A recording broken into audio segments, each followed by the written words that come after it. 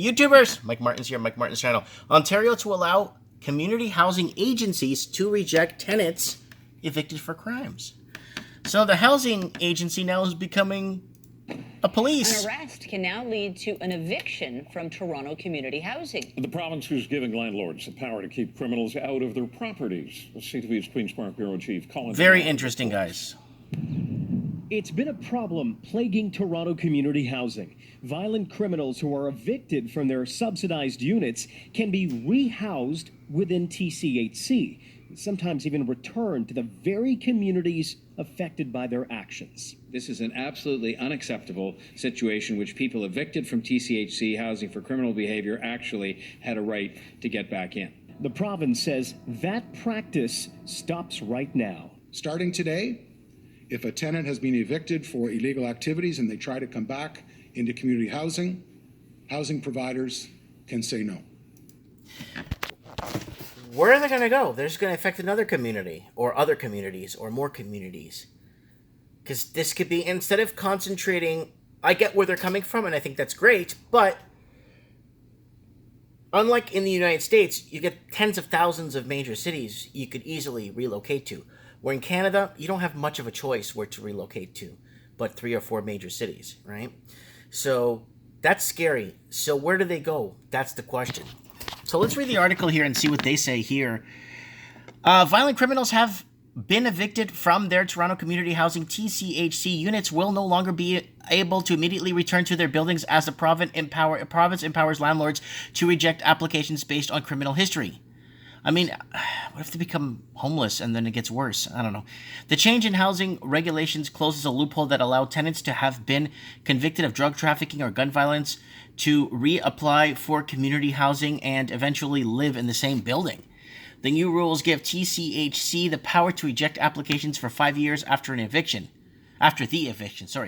Municipal Affairs Minister Steve Clark says that the corporation would have the ability to say no, a change that is especially relevant now given to the recent spate of gun violence. Yeah, it's in the Greater Toronto area. There's been a lot of gun violence in Toronto and in the GTA surrounding areas. It's been out of control. I keep seeing it on the news feeds on Facebook and stuff.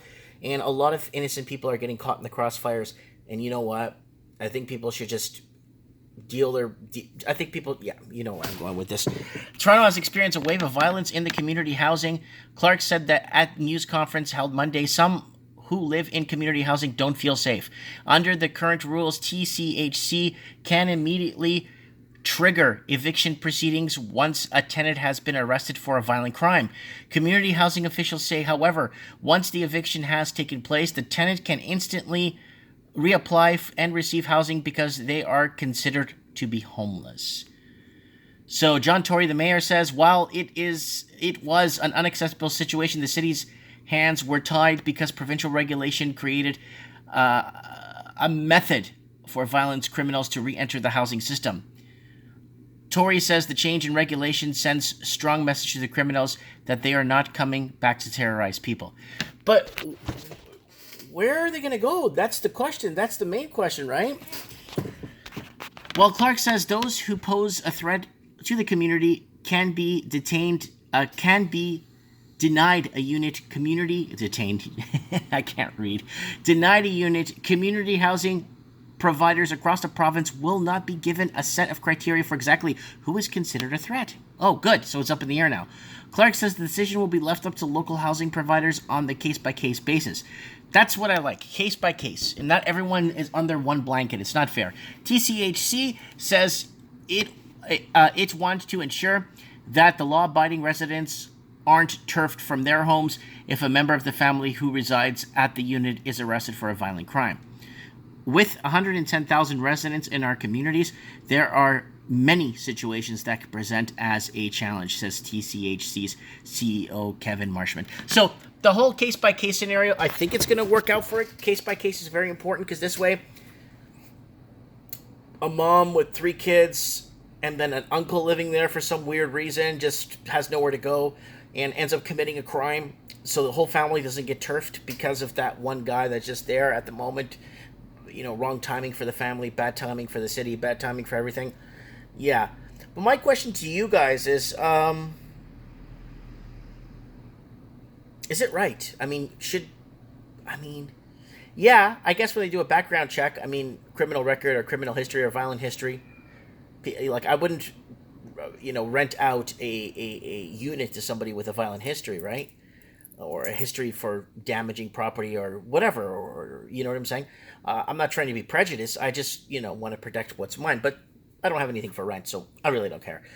But to be honest with you guys, communities, would this make communities safer? That's my question to you guys. Will communities feel safer in knowing that return offenders won't come back?